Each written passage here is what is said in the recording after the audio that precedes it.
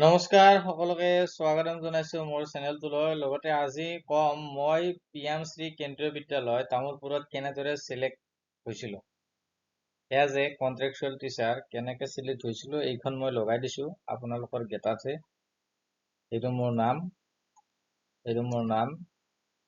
গতিকে এইটো number, appointment এইটো নাম্বাৰ আৰু এইটো তাৰিখ, আৰু এইটো আপোনাৰ দেখিবলৈ পাইছে পিএমশ্ৰী কেন্দ্ৰীয় বিদ্যালয় তামোলপুৰ। লেখা আছে subject offer of appointment as contractual PRT on purely temporary part-time contractual basis. গতিকে মই কেনেদৰে কি প্ৰচেছ ইয়াত কেনেকে এপ্লাই কৰিব লাগিব বা কি ধৰণৰ কোৱালিফিকেশ্যন লাগিব সকলোবিলাক এই ভিডিঅ'ৰ দ্বাৰা জানিম।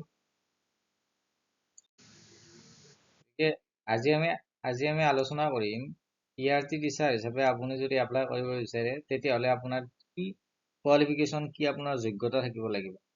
প্ৰথমতেতো ইয়াত প্ৰিফাৰেন্স দিয়া হয়, প্ৰিফাৰেন্স উইল বি গিভেন, ইয়াত লেখা আছে preference will be given to seated qualified candidate. ইয়াত সিটেড কোৱালিফাইড কেণ্ডিডেট বিলাকক প্ৰিফাৰেন্স দিয়া হয়। আপুনি যদি সিটেড কোৱালিফাই হৈ আছে তেতিয়াহ'লে আপোনাক প্ৰিফাৰেন্স দিয়া হ'ব, এই পোষ্ট বিলাকৰ কাৰণে প্ৰিফাৰেন্স দিয়া হ'ব। লগতে আপোনাৰ 2 years ডিপ্ল'মা লাগিব, DLED লাগিব, ডিপ্ল'মা ইন এলিমেণ্টাৰী এডুকেশ্যন যিটো আছে এইখন আপোনাক লাগিব। তাৰ লগত আপুনি হায়াৰ ছেকেণ্ডাৰী উত্তীৰ্ণ হ'ব লাগিব। হায়াৰ ছেকেণ্ডাৰী উত্তীৰ্ণ প্লাছ আপোনাৰ থাকিব লাগিব 50% মাৰ্ক। হায়াৰ ছেকেণ্ডাৰীত আপোনাৰ 50% মাৰ্ক থাকিব লাগিব এই যদি পোষ্টটোত আপুনি এপ্লাই কৰিব বিচাৰে। ইয়াত এটা কণ্ডিশ্যন আছে, however the absence of seated qualified candidate, যদি seated qualified candidate ইণ্টাৰভিউটোত এবচেণ্ট থাকে, যদি সেই ইণ্টাৰভিউটোত সিটেড কোৱালিফাইড কেণ্ডিডেট প্ৰেজেণ্ট নাথাকে তেতিয়া কি হ'ব বুলি কৈছে, having no seated qualified may be considered if otherwise eligible as per KVS recruitment rules। আৰু যদিহে সিটেড কোৱালিফাইড কেণ্ডিডেট নাথাকে তেতিয়াহ'লে সিটেড নহ'লেও প্ৰিফাৰেন্স দিয়া হ'ব বুলি ইয়াত লিখা আছে। কিন্তু মই নিজে যিহেতু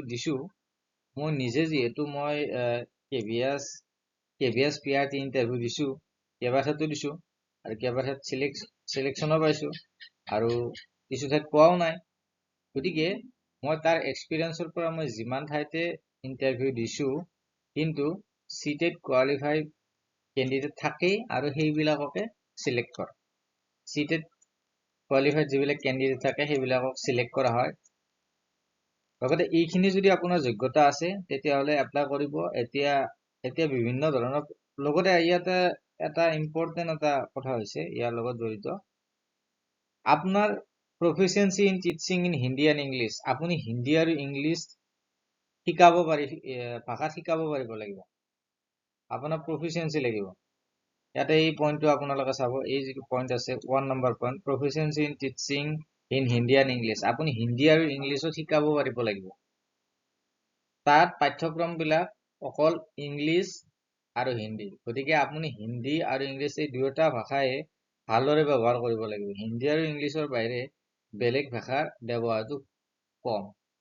আৰু লগতে নলেজ ইন কম্পিউটাৰ এপ্লিকেশ্যন, আপুনি কম্পিউটাৰৰ নলেজ লাগিব, কাৰণ আপুনি তাত কম্পিউটাৰত শিকাব লাগিব, কম্পিউটাৰ ব্যৱহাৰ কৰিব লাগিব।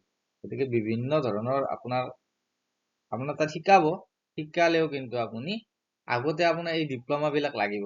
আপুনি যদি তাত এপ্লাই কৰিব বিচাৰে, এইখিনি যদি যোগ্যতা আছে আপুনি তাত মই PRTৰ কাৰণে কৈছো, যিহেতু মই PRT চিলেক্টেড এজন কেণ্ডিডেট। মই আগত দেখাই দিছো মই কেনেকৈ চিলেক্ট হৈছিলো।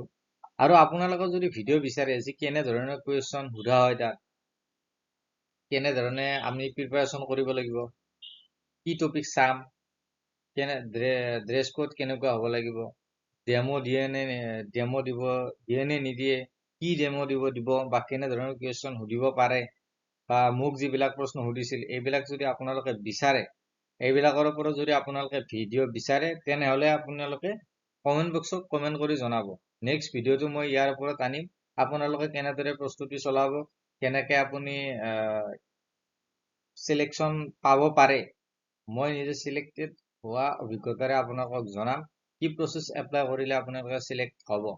একেবাৰে সহজ ভাষাত মই যিমান পাৰো ক'বলৈ চেষ্টা কৰিম। আপোনালোকে যদি এনেকুৱা ধৰণৰ ভিডিঅ' বিচাৰে তেনেহ'লে কমেণ্ট বক্সত এটা কমেণ্ট কৰি জনাব আৰু মোৰ চেনেলটো ছাবস্ক্ৰাইব কৰিব, কাৰণ এই চেনেলটোৰ জৰিয়তে আপোনালোকে KVS ৰিলেটেড বিভিন্ন ধৰণৰ ইনফৰমেশ্যনবিলাক পাই থাকিব। কেতিয়া পোষ্ট ওলাব, কেনেকৈ এপ্লাই কৰিব, কেনেকৈ চিলেক্ট হ'ব, চিলেক্ট হোৱাৰ পিছত আপোনাক কি ডকুমেণ্টছ বিচাৰিব, কি লাগিব, কি টাৰ্মছ এণ্ড কণ্ডিশ্যন আছে, এইবিলাক সকলোবিলাক জনাম। যদি আপোনালোকে জানিব বিচাৰে এটা নিশ্চয় কমেণ্ট কৰি জনাব। আজিলৈ ভিডিঅ'টো ইমানেই আছিল। ভিডিঅ'টো শেষলৈ চোৱাৰ বাবে ধন্যবাদ। আপুনি যদি চেনেলটো ছাবস্ক্ৰাইব কৰা নাই অনুগ্ৰহ কৰি ছাবস্ক্ৰাইব কৰি দিব।